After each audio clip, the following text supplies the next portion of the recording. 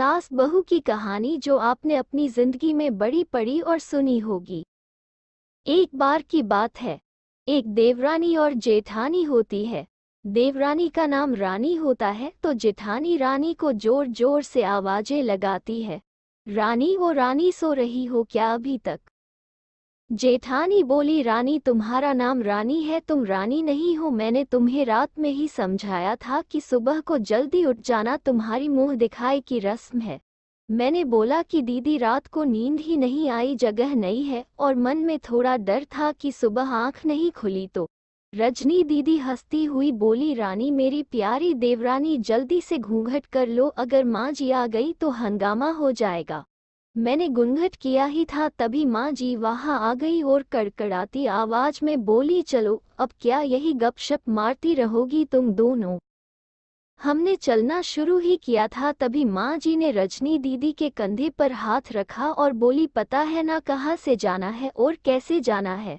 माँ जी ने बोला कि जब भी कोई बड़ा तुम्हारे सामने खड़ा हो तो हमेशा घूंघट में रहना और कम से कम अपने बड़ों के सामने आना, और बिना घूंघट के तो कभी नहीं।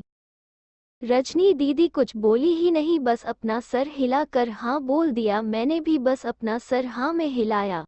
माँ जी के जाने के बाद मैंने पूछा, रजनी दीदी आप तो स्कॉलर हो और इन सब चीज़ों को कैसे निभाते हो? रजनी दीदी मुस्कुराई और बोली कि मैं थारे जेठ जी से बहुत प्यार करती हूँ, इसलिए अभी तक चुपचाप सब चीज़ें निभा रही हूँ।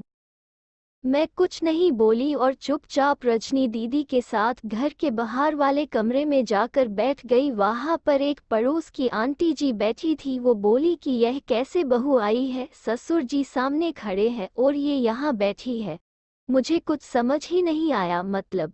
रजनी दीदी बोली कि आंटी जी अभी नई बहू है, यहाँ के रीति रिवाज सीखने में थोड़ा समय लगेगा। रजनी दीदी मुझे वहां से उठाकर मेरे कमरे में छोड़ गई। 6 महीने यूं ही छोटी छोटी चीजों में बीत गए। फिर एक दिन मैं राहुल के साथ साड़ी लेने गई। राहुल का फोन आया और वो दुकान से बाहर बात करने चला गया। साड़ी की दुकान पर मैं बेधड़क होकर साड़ियां देख रही थी। तभी साथ में बैठे हुए अंकल जी खांसे, एक बार फिर 2 बार फिर 3 बार। मैंने साड़ी वाले भैया से बोला कि भैया इन अंकल जी को पानी दे दो, बहुत खांसी हो रही है इन्हें। अंकल जी भड़क उठे और बोले, क्या बदतमीज लड़की है ये, कुछ शर्म लिहाज है या नहीं इसे? दुकान पर हंगामा देख राहुल बाहर से भागकर अंदर आया और अंदर आते ही अंकल जी के पर छूकर बोले, मामा जी आप यहाँ। मैं घबरा के दुकान से बाहर निकाल आई, एक लंबा घुघंट करके गाड़ी में बैठ गई। राहुल बाहर आया और गाड़ी में बैठकर गाड़ी बहुत तेज चलाने लगा। मैंने धीमी आवाज में बोला, गाड़ी बहुत तेज चला रहे हो, कहीं एक्सीडेंट ना हो जाए। हम घर पहुंचे ही थे तभी माँ जी जोर जोर से चिल्लाते हुए बाहर आई, देखो आ गई ये रानी साहिबा, खानदान की इज्जत मिट्टी में मिलाकर। तभी रजनी दीदी आई और बोली, माँ जी मेरे शादी को 6 साल हो गए हैं, मैं अभी तक मामा जी को नहीं जानती, ये कैसे जानेगी? माँ जी जोर से चिल्लाई, देखो कैसे चपर चपर जवान चल रही है इस रजनी की कभी। राहुल सबकी बात काटते हुए बोले कि माँ ये दोनों सही बोल रही है, अगर ये हमेशा घूंघट करके रहती है तो ये मामा जी को कैसे पहचानेगी?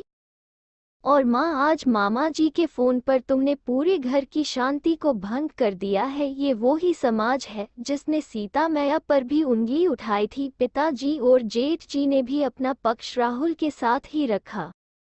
माँ जी थोड़ी देर सोचने के बाद वापस रजनी दीदी और मेरे पास आई और बोली कि तुम दोनों को अपनी मर्यादा पता है, मुझे उम्मीद है कि तुम कभी भी मेरा सिर शर्म से नीचे नहीं झुकने दोगी। हम एक ही परिवार के सदस्य हैं, हमें हमेशा साथ रहना है, अच्छा वक्त हो या बुरा वक्त, हर सदस्य को अपनी मर्यादा पता है। माँ जी ने मुझे और रजनी दीदी को गले लगा लिया।